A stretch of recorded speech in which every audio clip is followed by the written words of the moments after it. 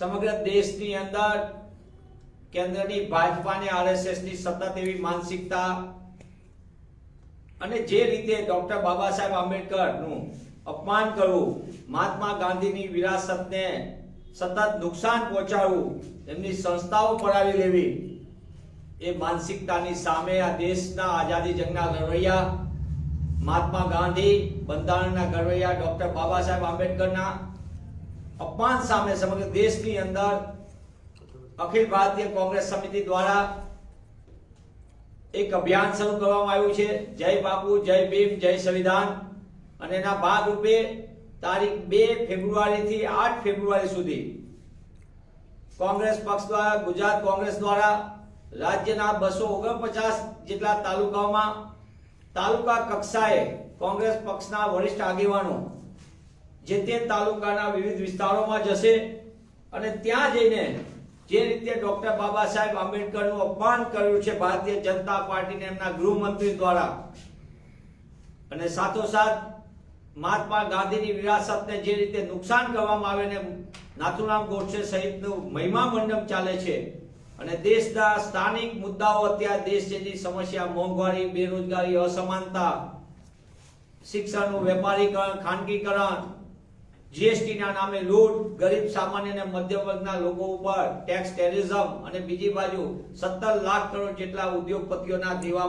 આ અભિયાનમાં તમામ રાજ્યના તાલુકાઓમાં કોંગ્રેસ પક્ષ દ્વારા સ્થાનિક કક્ષાએ પત્રિકા વિતરણ થશે, લોકો સાથે નાની નાની બેઠકો થશે અને એક રેલી સ્વરૂપે તાલુકા સ્તર ઉપર વિધાન સુધીના અભિયાન, એક સપ્તાહ ચાલનારા અભિયાનમાં કોંગ્રેસ પક્ષના તમામ પદાધિકારીઓ, વરિષ્ઠ આગેવાનો જવાબદારી સાથે વિસ્તારમાં જશે અને લોકોને વાસ્તવિક પરિસ્થિતિથી વાકેફ કરવામાં આવશે.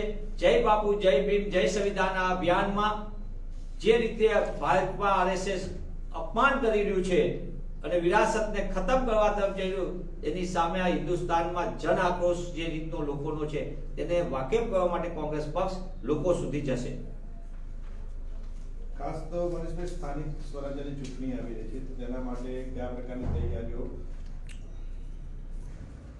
ગુજરાતમાં 68 જેટલી નગરપાલિકા, એક મહાનગરપાલિકા અને અન્ય પેટા ચૂંટણીઓની તાલુકા પંચાયત કક્ષાની અને અન્ય વોર્ડની ચૂંટણીઓ જાહેર થઈ ચૂકી છે.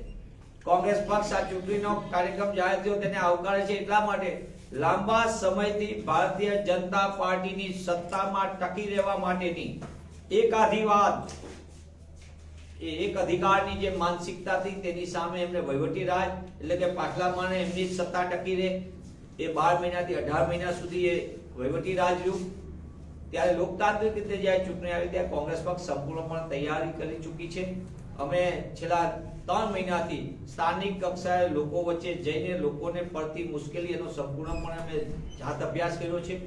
નગરપાલિકા વિસ્તારની અંદર નળ, ગટર અને રસ્તા જેવી પાયાની સુવિધા આપવામાં નાકામ ભાજપાના ભ્રષ્ટ શાસકો જે 15-20 વર્ષથી કામ કરે છે, પણ એમને નગરના જનોને સંપૂર્ણપણે અન્યાય કર્યો છે. એમને પાયાની સુવિધા આપવામાં સદંતર નિષ્ફળ ગયા છે અને નગરપાલિકાને ભ્રષ્ટાચારના કેન્દ્રો બનાવી દીધા છે ભાજપાના શાસકોએ. ત્યારે કોંગ્રેસ પક્ષ લોકોને ન્યાય મળે, લોકોની વાત સંભળાય અને લોકાભિમુખ શાસન મળે એ માટે કોંગ્રેસ પક્ષ પંજાના નિશાન સાથે લોકોની વચ્ચે જશે. અમે નગરપાલિકાની બેઠક ચૂંટણીઓ પણ પંજાના નિશાન ઉપર લડવાના છે.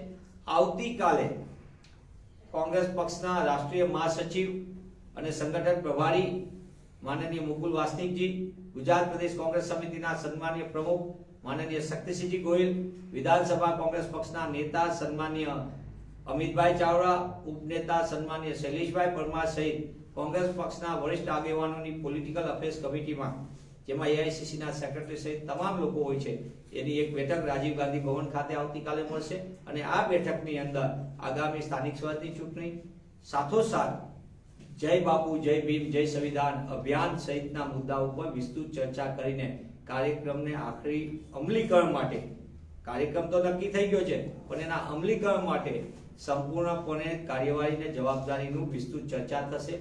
સાથોસાથ નગરપાલિકા સહિતની સ્થાનિક સ્વરાજની ચૂંટણીમાં જે ઉમેદવારોની પસંદગીની પ્રક્રિયા છે એ પણ સ્થાનિક કક્ષાએ થશે.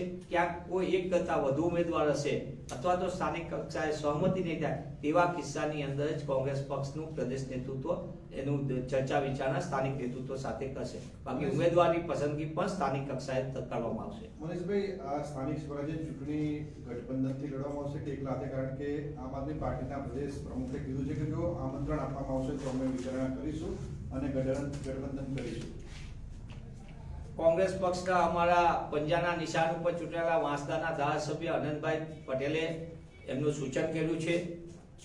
સાથે સાથે અનેક પ્રકારના જુદા જુદા સ્થાનિક કક્ષાના સમીકરણોના આધારે પ્રદેશ સમિતિને વિવિધ સૂચનો મળી રહ્યા છે. પણ આપના માધ્યમથી એ આનંદ સાથે કહું છું કે ગુજરાતની અંદર તમામ તાલુકા, તમામ જિલ્લા, તમામ નગરપાલિકા વિસ્તારમાં પણ કોંગ્રેસ પક્ષના ઉમેદવાર ચૂંટાયેલા છે. હા, અમે સત્તામાં નથી, પણ અમે દરેક જગ્યાએ અમારા જનપ્રતિનિધિઓ ચૂંટાયેલા છે, પ્રજાના આશીર્વાદ મળેલા છે. તેવા સંજોગોમાં કોઈ પણ પક્ષ તરફથી ગઠબંધન અંગેનું કોઈ નિર્ણય આવશે, એવી કોઈ વિગતો આવશે, એમની રજૂઆત આવશે અથવા તો એમના તરફથી કોઈ દરખાસ્ત આવશે તો પ્રદેશનું નેતૃત્વ તે દિશામાં સ્થાનિક કક્ષાએ પરામર્શ કરીને નિર્ણય કરશે. હાલમાં તો કોંગ્રેસ પક્ષ પંજાના નિશાન ઉપર તમામ સ્થાનિક સ્વરાજની બેઠકો જે જાહેર થઈ છે નગરપાલિકા સહિતની, એ તમામ બેઠકો માટે કોંગ્રેસ પક્ષ મજબૂતીથી લડવા માટે અને લોકોનો સાચો જનપ્રતિનિધિ થાય અને લોકોને ન્યાય મળે, લોકોની આશા ઉપર સફળ થાય તેવા જનપ્રતિનિધિ આપવા માટે કોંગ્રેસ પક્ષ પ્રતિબદ્ધ છે. ઓકે,